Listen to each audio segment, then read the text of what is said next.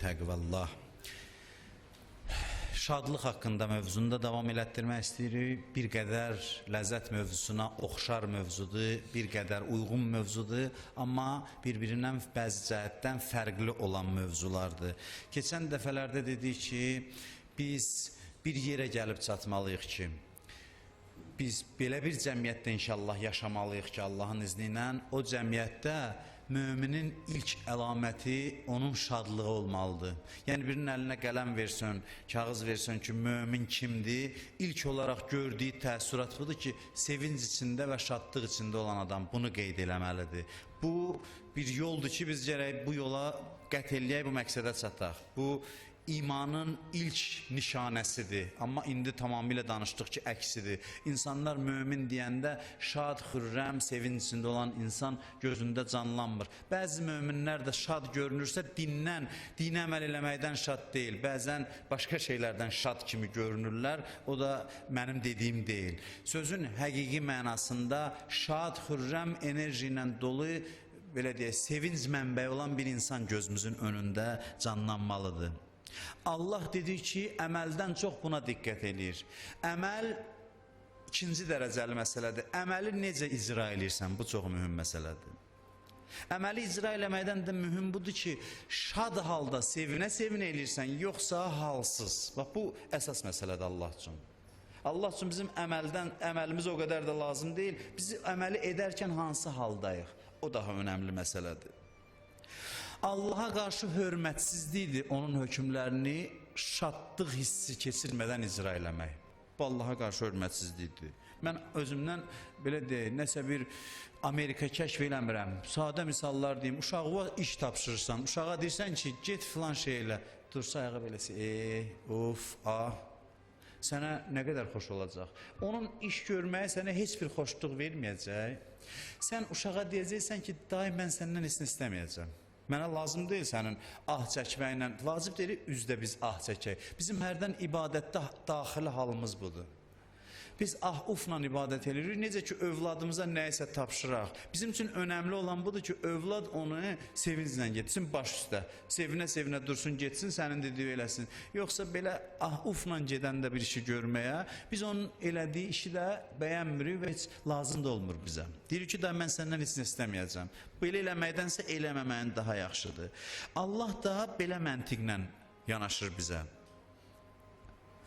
Quranda ayə var, Peyğəmbərlə bir neçə adam cihada getmişdi, könülsüz getmişdilər. Allah ayə göndər, dedi, bunları gələn dəfə gətirmə. İstəsələr də gətirmə. Mənə belə adam lazımdır. Halsız durub cihada gəlib, kefsiz, şadlıq yoxdur bunun ruhunda, qəmli halda, belə deyil, narahat halda durub döyüşə gəlibsə, bunun mənə belə mücahid lazım deyil. Gələn dəfə denən ki, gəlməsinlər. Yerində mən yadımdan çıxartmışam, Qurandadır bu ayə ki, bunlara da gələn dəfə cihada gətirmə özündən. Allah görəndə ki, biz ibadəti sevinçsiz eləyirik, ibadət tövfiqin bizdən alır. Da nəsib eləmir. Bəzi adamlar görsən namaz o qədər halsız qırır, Allah deyir, mən bunu canamazın üstündə görmək istəmirəm, səccadənin üstündə. Bu lazım deyil mənə belə bəndə. Allah'a namazdan çox namazın sevinci mühümdür. Orucdan çox orucun sevinci mühümdür. Həcdən çox həccin sevinci mühümdür. Xumsdan çox xumsun sevinci mühümdür. Yəni Allah kasıbları doydurmağa kifayət qədər xəzinəsi var. Bunlar hamısı vasitədir ki, biz Allahla əlaqə yaradaq. Allahla əlaqə də necə yaranır? Şadlıqla, sevinclə, onun hökmlərini icra eləməklə. Sevinç müminin əlamətlərindən biri və bəlkə də birincisidir. Bəzi dindar valideynlərin uşaqları bilirsiniz niyə dinsiz olur? Deyir, mən də namaz qılıram, anası da namaz qılır. Amma uşaq namaz qılmır, niyə? Bir çox hallarda ona görə ki, ata-ananın üzündə şadlıq görmür, məmnunluq görmür. Baxın, mən namazı tərk eləməmişəm, düzdür sən tərk eləməmsən, amma elə qılmısan ki, uşağında hərarət yarada bilməyib. Uşaq görsəydi sən şadlıqla, sevinclə, həvəslə dəstəmaz alıb gəlirsən, evdə bir qəribə əhval-ruhiyyə var, cəmaat namazına dayanıblar, o şadlıqdır uşağı cəzb eləyən namazın şəklindən daha çox. Ona görə biz bəzən uşaqlarımızın dindən uzaq düşməsinin səbəbini axtarırıq. Yox, mən namazımı heç vaxt qəzaya qoymamışam məsələn. Gözünün qabağında namaz qılmışam. Namaz mühüm deyil. Namaz mühümdir. Namaz halla, şadlıqla, sevinclə qılınan da mühümdir. Önəmli olan budur. və şadlığa qovuşmaq üçün yeganə yol din və mənəviyyatdır. Din və mənəviyyat məqsədi nədir bunların? İnsanı şadlığa qovuşturmaq. Dindən başqa heç nə ilə insan şadlığa qovuşa bilməz. Heç nə ilə. Bəziləri belə təsəvvür edir ki, halal şadlıqlar var, bir də haram şadlıqlar var. Haram şadlıqlardan imtina eləməlisən, halal şadlıqlara çatmalısan. Amma din başqa cür deyir. Din deyir, şadlıq var və qəm var. Bəzi şeylər var, səthi şadlıqdır, mahiyyəti qəmdir. Din heç bir şadlığı haram buyurmuyub. Din heç bir şadlığı haram buyurmuyub. Din şadlıq kimi görsənən qəmi haram buyurub. Din qəmin düşmənidir. Din qəm kimi görünən şadlığa tövsiyə eləyir. Bunları insan başa düşməlidir. Dinin yeganə istəyi budur ki, sən şad xürrəm yaşayasan, sevinç içində yaşayasan. Zahiri qəm ola bilər, batini sevinç olsun. Bu birisinin zahiri şadlıq ola bilər, batini qəmdir. Din qəmin düşmənidir. Dinin yeganə məqsədi insanlara şadlıq bəxş eləməkdir, şadlıq verməkdir. Yoxsa haram şadlıqlar var, halal şadlıqlar var. Bir də deyəm, mən haramını istəyirəm. İcazə verin, mən haram şadlıq. Seçim deyil, mən bunu istəyirəm.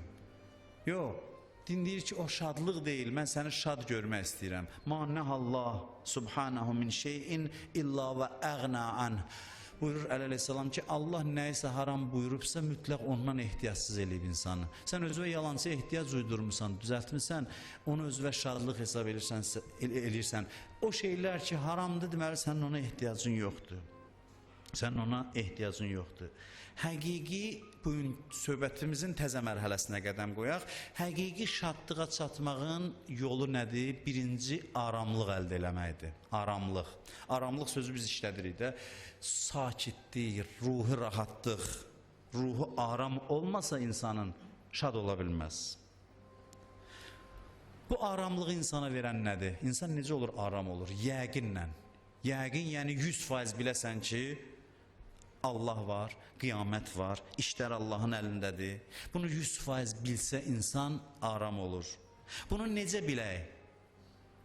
Yəqinə necə çataq? Yəqinə zikirlə çatırlar. Zikir nədir? Zikir bildiyi hər gün təkrar yad elə.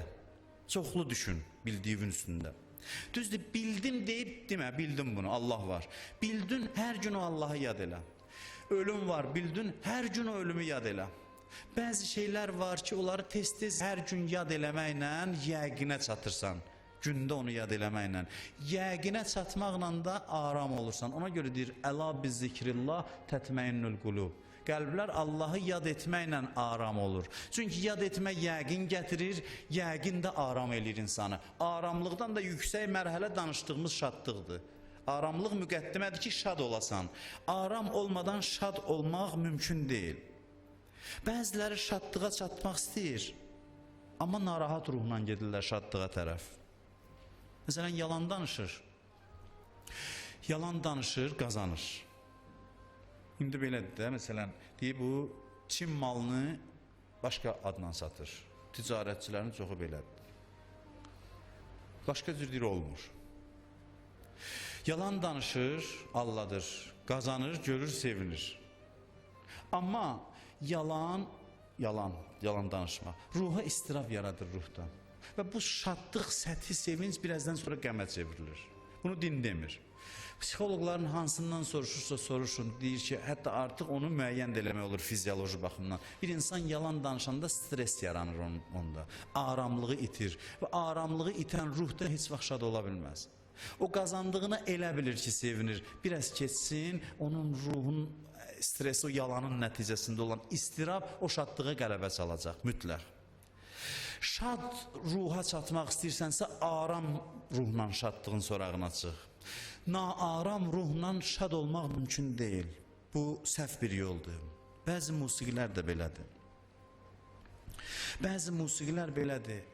Adamın ruhunu naaram eləyir, aramlığın əlindən alır, səthi və yalancı bir şadlığa çatdırır. Stresdən qaynaqlanan şadlıqdır. O davamlı şadlıq ola bilməz.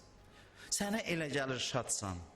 Aramsızlıqla şadlıq əldə oluna bilməz. Şadlıq ancaq aramlıqla əldə olunur. Sən ruhuna ciddi zərbə vurursan. Həqiqi şadlığa çatmaq istəyirsənsə gərək aramlığa qovuşasan. Aramlığa günümüzdə çox ehtiyac var. Xüsusən müasir dünya, yaşadığımız dünya və şəhər mühiti xüsusən aramlığın düşmənidir. Televiziya, radio, internet vasitələrinin hər biri müsbət təsirləri öz yerində. Biz texnologiyanın inkişafının təbii ki, əleyhinə ola bilmərik. Amma təəssüf ki, günümüzdə müsbətdən çox mənfi təsirləri var insana. Ən böyük mənfi təsiri nədir? Ən böyük mənfi təsiri budur ki, aramlığın düşmənidir. İnsanın aramlığını əlindən alır. Bəzi filmlər var, yalançı həyəcan doğurur insanda. Yalançı həyəcan, stres, insanlar gedir bununla əylənir. Bir dənə belə bir film qoy, baxaq. Bu yanlış sevincdir. İnanın bu sevincin arxasında o ruhda olan stresin sonra gələcək bir qəmi var. Sən sonranı gör. Bir an o əyləncəyə qapınma. Əyləncəyə qapanmaq səni sonraki qəmi sənə unutturur. Filmə baxmayaq bəs, baxaq, amma bilək nəyə baxırıq. Filmə baxmamışdan qabaq, bilək, yaxud da davamında baxaq görək ki, bu mənə yalancı həyəcan verib məni sevindirmək istəyir, əyləndirmək istəyir. Həyəcanla, istirabla əylənmək olmaz. Naaram ruh heç vaxt şad ola bilməz. Hansı filmlərə baxaq, gözəllik göstərsin bizə, dəyər göstərsin, bizi aram eləyib sevindirsin. Gözəlliyi görəndə insan sevinir. Gözəlliyi təlqin eləsin insanlara. Kəskin süjetli filmlərə baxıb, ruhu istiraba gətirib, şadlıq keçirmək günümüzün bəlasıdır. Bunların hamısının arxasında ağır bir qəm gizlənib, sonra çökəcək ürəyivə. Mən sizə düstur təqdim edirəm. Şadlığa çatmağın yolu, yeganə yolu, aram ruha sahib olmaqdır. Günümüzdə əksini düşünürlər. Məsələn, musiqinin səsini bərk verir, atlanıb düşür deyir, mən şadam. Bu şadlıq deyil, bu əzabın, qəmin özüdür. Bundan böyük qəm yoxdur ruh üçün. Biraz səbr elə, biraz səbr elə, görəcəksən necə ağırlıq çökəcək. O süni həyəcanla insanın şadlığa çatması mümkün deyil. Bu qədər yalançı həyəcan nəyə lazımdır? Sanki kimlərsə məqsədli şəkildə deyir, elə səs-küy salın ki, insanların aramlığı əlindən getsin, insanlar nə üçün yaşadıqlarını anlamasın və şadlığa gedib çatmasınlar. Biz Allahı şadlığın qənimi bilmişik, amma Allah bizə deyir ki, şeytan və şeytana qulluq eləyənlər sizin şadlığınızın düşmənidir. Mən sizin şadlığınızın dostuyam, mən sizi şad görmək istəyirəm, sizi sevinç içində görmək istəyirəm. Sizə qiymət verəndə sevincinizin miqdarına uyğun sizə dəyər verirəm, qiymət verirəm. Musiqi də belədir. Filmlərin o bir çoxu günümüzdə belədir. Deyib, qoy mən mahnıya qulaq asım, məni hala gətirsin. Sən özün-özü hala gətirməyi bacarmalısan, özün-özü. Sən axırda leş, üzr istəyirəm, leş bir canlılığın vəziyyətinə qalırsan ki, səni elə meyit sən uzanmısan, gərək səni biri qaldırsın. Sən özün qalx, özün halını düzəltməyi bacar, öyrən. Ahəngə ehtiyac olmasın, ritmə ehtiyac olmasın. Mən demirəm musiqidən mütləq mənada imtina eləyəsən, amma bu qədər musiqi aludəçiliyi var günümüzdə, inanın mən təəccüblənirəm, insan bezir. Yəni, hər tərəfdən mühasirəyə alıb insanı musiqi, hər tərəfdən. İnsanlar başqa cür hala gələ bilmir, gərək istirab çəksin ki, istirabın içində ləzzət alsın, şadlığa çatsın, bu da yalançı şadlıqdır. Maşına oturan kimi radioya əli gedir, açsın, ona qulaq asın. Bu nə xəstəlikdir? Bu böyük bir bəladır insanlıq üçün, böyük bir dərddir. İnsanın enerjisini məhv eləyən bir xəstəlikdir. Böyük bir xəstəlikdir. Xəbərlərin özü belədir. Verilişlərin özü belədir. Mən burada çox təkid eləmişəm ki, mömin gərək gündə baş verən hadisələrdən xəbərdar olsun, xəbərləri izləsin. Amma ruhu təslim eləməyəsən. O aparıcı desin ki, diqqətin məndə olsun, bəzən kişi oturur, qadın oturur, müxtəlif adamları düzürlər ora, müxtəlif sözlərlə sənin diqqəti özünə çəkir. Sən gərək özünə hakim olub günündə müəyyən bir vaxt qoyasan ki, filan qədər mən xəbərə baxacam.